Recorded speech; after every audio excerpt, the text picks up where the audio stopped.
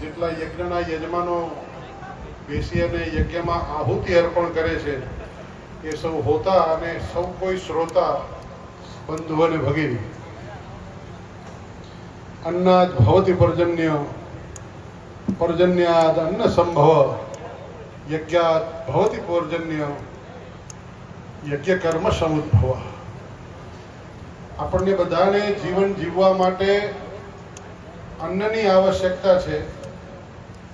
એ અન્ન છે એ પર્જન્ય એટલે કે વરસાદથી ઉત્પન્ન થાય છે અને એ વરસાદ છે એ યજ્ઞને કારણે વરસે છે.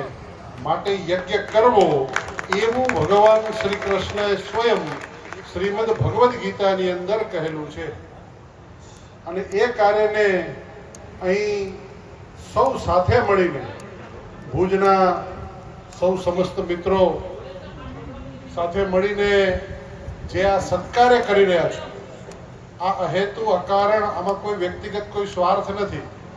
કારણ કે યજ્ઞકુંડ છે એ વર્તુળ યજ્ઞકુંડ છે અને વર્તુળ યજ્ઞકુંડની અંદર કોઈ યોનિ નથી એટલે નિષ્કામ કર્મ થઈ રહ્યું છે.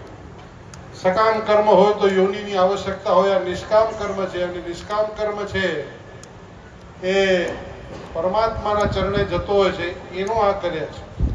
હમણાં અહીં મારી હાથે જે આહુતિ અપાઈ યજુર્વેદના મંત્રથી શન્નો વરુણ શન્નો વાતઃ પ્રપદાગુ શન્નસ્તપતુ સૂર્યઃ સન્ન કૃણકતિ દેવા પર્જન્યો અભિવરેખતુ.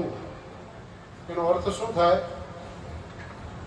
શન્નો વાતઃ એટલે કે શીતળ શાંત પવન વાય.